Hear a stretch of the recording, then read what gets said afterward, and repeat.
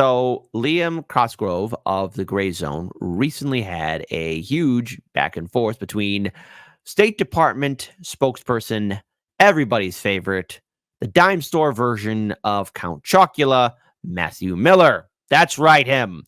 Because we got to really ask ourselves, what's going on here? We potentially could have the sequel we've all been dreading for, World War III, around the horizon. Doesn't that sound very frightening? Doesn't that sound very scary?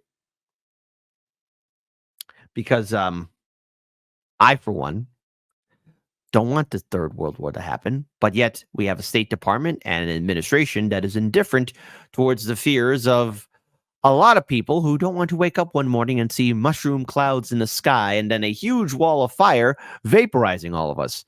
So let's go and pull up this video. This video recently went viral because all over social media, people were talking about it. This is again from the Grayzone. So if you want to see the State Department spokesperson, Matthew Miller, getting owned, get ready to laugh in a 3, 2, and an uno. Go ahead. So Israel is still poised to strike Iran. And in July, Blinken said that Iran was 1 to 2 weeks away from developing a nuclear weapon. So I guess for all we know, they might have one by now. And meanwhile, in Ukraine, they've struck deep within Russian territory several times, as deep as 300 miles from the border. And in that case, we don't have to guess. We know that Russia has the largest nuclear arsenal on the planet, as many as 6,000 warheads. And so one of the risks of arming militaries that are striking in the territories of nuclear powers is that one of those gets deployed and then it could escalate very quickly from there. So it's rarely discussed, but it's important to address that the nuclear risk is real, and it could very abruptly mean the end of, what humans have worked for thousands of years to collectively achieve. And us today are very lucky to live with the fruits of that achievement. And I feel like we're treating the risks kind of brazenly.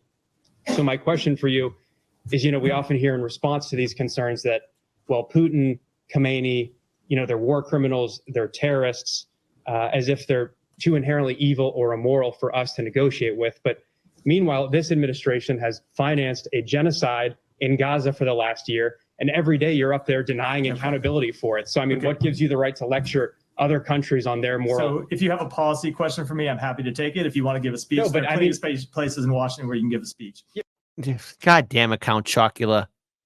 God damn it. Did you not hear what he said? But people are sick of the bullshit in here. I mean, it is a genocide. You are abetting it, and you are risking nuclear war in Ukraine. Hold on. Let's go and listen to that again, because people are sick and tired of the bullshit. I mean, we have money, billions of dollars giving to Ukraine and Israel.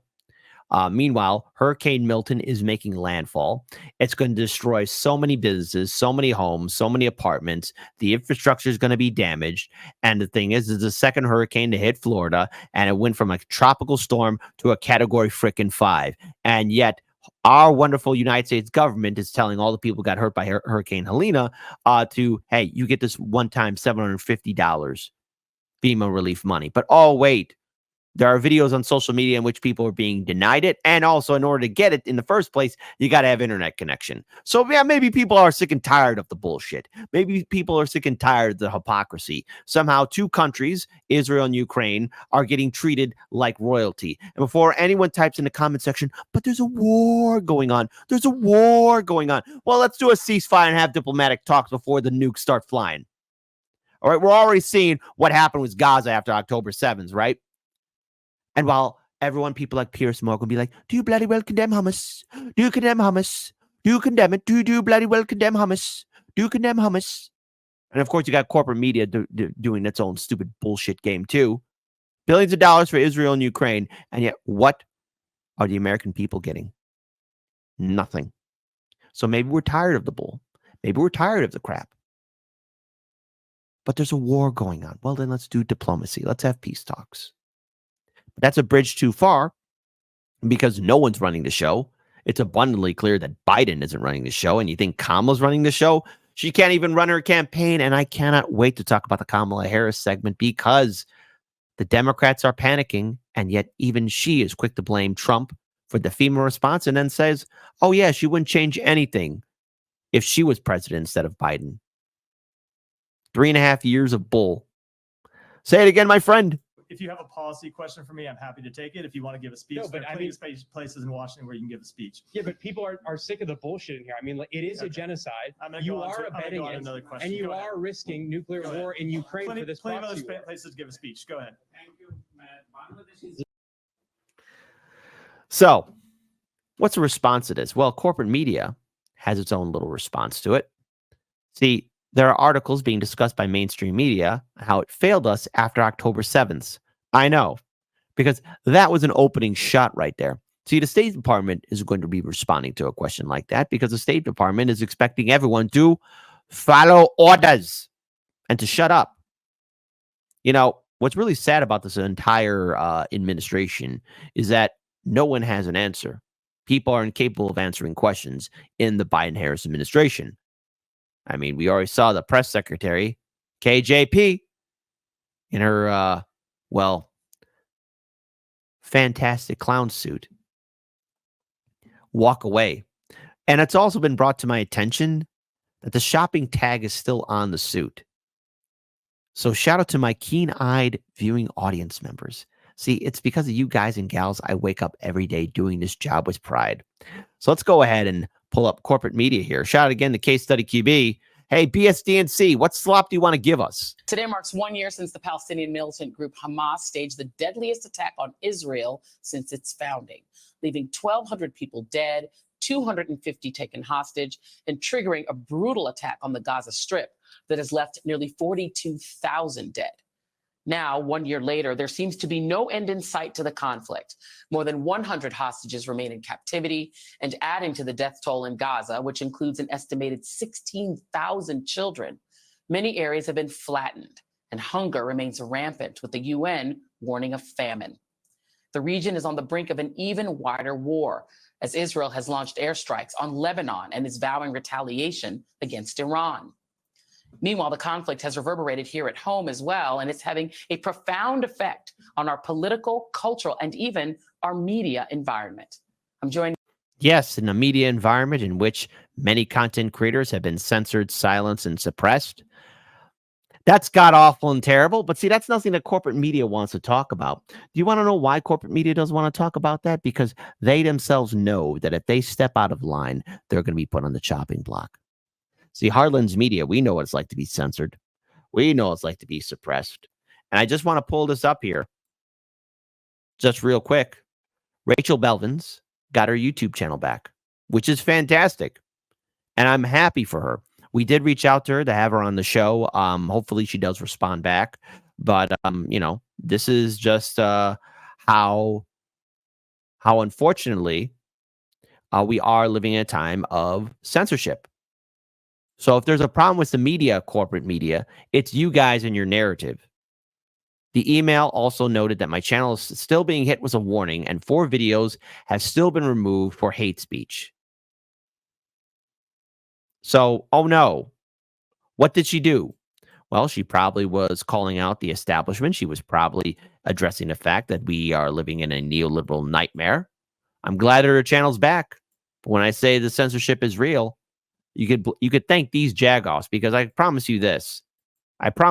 No one from corporate media is going to do what the Grayzone just did. Places in Washington where you can give a speech. Yeah, but people are sick of the bullshit in here. I mean, like, it is a genocide. You are abetting it, and you are risking nuclear war in Ukraine for this proxy war. Plenty of other places to give a speech. Go ahead. Plenty of other places to give a speech, yes. So continue on, BSDNC. What lies you want to feed us? Now by Peter Beinart, MSNBC political analyst, editor-at-large of Jewish Currents, and author of the upcoming book, Being Jewish After the Destruction of Gaza. Peter, my friend, it is good to see you. You have a piece up that is entitled, and it's in The Guardian, entitled "The Mainstream Media Has Failed Us After 7 October." Please Hang on, folks. Brace yourself. explain. Yeah, my point was that after the horrifying attacks of October 7th, there were a group of people, particularly Palestinians with roots in Gaza, who made a series of predictions which have turned out to be stunningly prescient. That the war would not bring the hostages back, that Israel would not defeat Hamas, that the war would destroy Gaza, and that it would lead to a wider war. Unfortunately, those folks didn't get much access to the mainstream media. The mainstream media, a little bit. See? Here's the thing. Mainstream media dismissed him. By the way, uncommitted. Uncommitted. Don't think I forgot about you. And I'm so glad you were also called out by RBN too. Uncommitted. Because let's be clear here. This war in Gaza has expanded into Lebanon, Syria, possibly Jordan eventually, maybe. Iran, most definitely. Huh. What's going on? It's almost as if this is deliberate. But unfortunately, like it did after 9/11, it tended to put, there were obviously honorable exceptions, but in general, you had a lot of people who were close to power in Washington who tended to get a big platform, but not people who really knew Gaza very well. And as a result, I don't think we had the kind of public debate in the United States that would have served us well. Yeah, and it seems that instead of debate, I mean, I feel like Well, don't be like, yeah, no. MSNBC, you partook in silencing Palestinian voices. just from a journalistic point of view, if you just pull back, I mean, there's obviously the human tragedy. I mean, there are 100 people are still missing their people. There are 42,000 Palestinians. And no, those hostages are not coming home. I'm so sorry. After what happened in Gaza, I don't think we're going to find them for quite some time. Dead. Every place you could possibly hide or run to has been flattened. There's nowhere to live. You know, there's just it's misery on all sides. And now the misery has spread to Lebanon. That's the human tragedy. But from a journalistic point of view, I feel like there was not an encouragement to examine. It's similar to 9/11, that we mustn't examine anything about this conflict other than one side is cartoonishly evil. No, because you made that. You made that. The administration, Congress, the corporate donors, the corporate media, you made that. What happened was this. Corporate media, big tech, the politicians, they got a knock at the door from everybody's favorite commissar. Give it up for Commissar Hans of the political police. You will read this narrative and follow orders. When the political police come a knocking, you come an opening. Come on. You partook in it. You helped design the narrative. One side is the good guy, and we just decide that. We don't even talk about, I don't know, we seem to not be able to even do the story and tell the story in a fulsome way. Do you feel that way? Yes. Look. Yes. Thank you. Yes. Hey, folks. Do you think corporate media failed to do its job in reporting this war in Gaza that's now expanding into other countries? Type 1 for Kit. They did the best they could. These are dedicated, serious people. Shame on you. No, seriously, I am unsubscribing. Shame on you. A type 2, man, they didn't do their job. Come on, don't be asking such a silly question like that, you silly goose. We're going into World War III. I wonder how many 2s will be in the chat.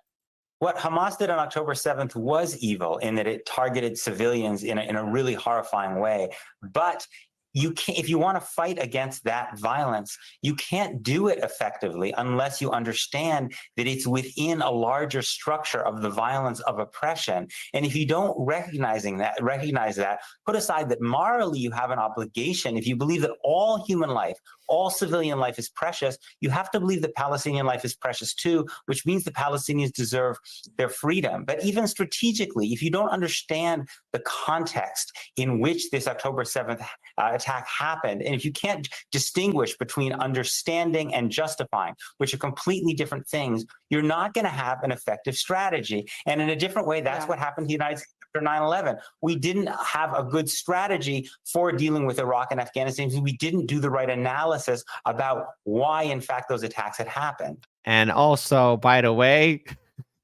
hey, who's to blame for continuing the narrative of weapons of mass destruction in Iraq? Remember that?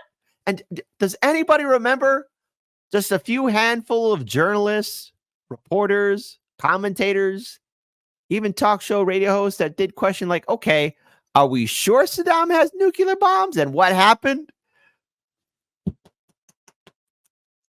Political police, you are fired. They all got fired.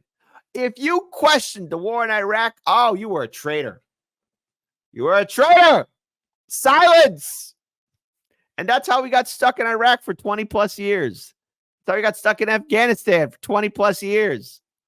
Yeah, we're looking for Osama bin Laden. Where's he at? In Pakistan.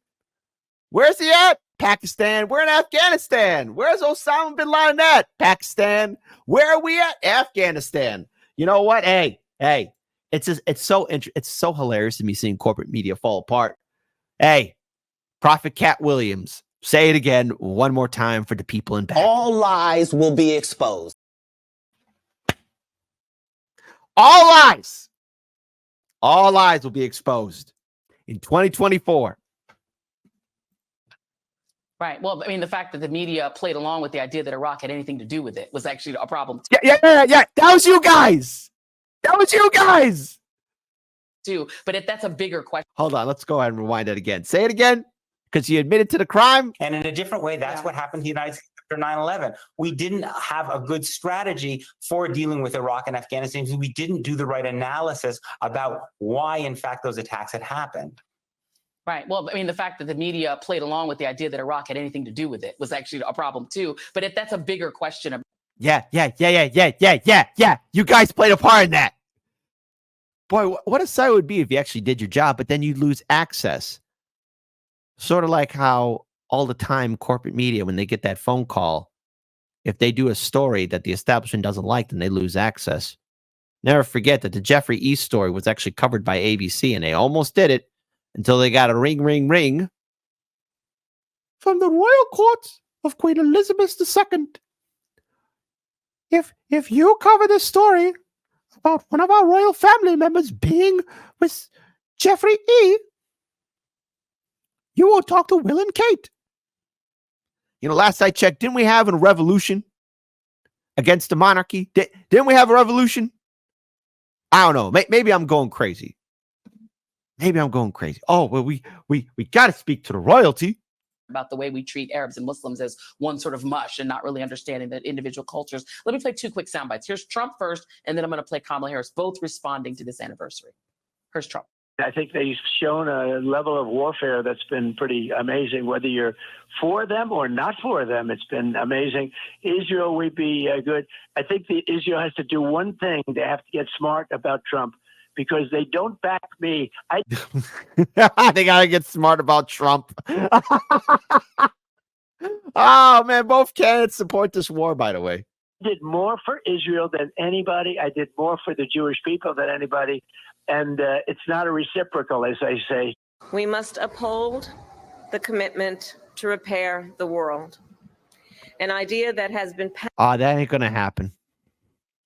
That ain't going to happen, folks. I want to say things are going to get better, but you've been lied to enough. passed on throughout generations of the Jewish people and across many faiths. And to that end, we must work to relieve the immense suffering of innocent Palestinians in Gaza who have experienced so much pain and loss over the year. The Vice President Harris expressing empathy. She and her husband planted a pomegranate tree in memory of those who were lost on October 7th. Oh, yes, the pomegranate tree. Yeah, that's going to bring back the dead.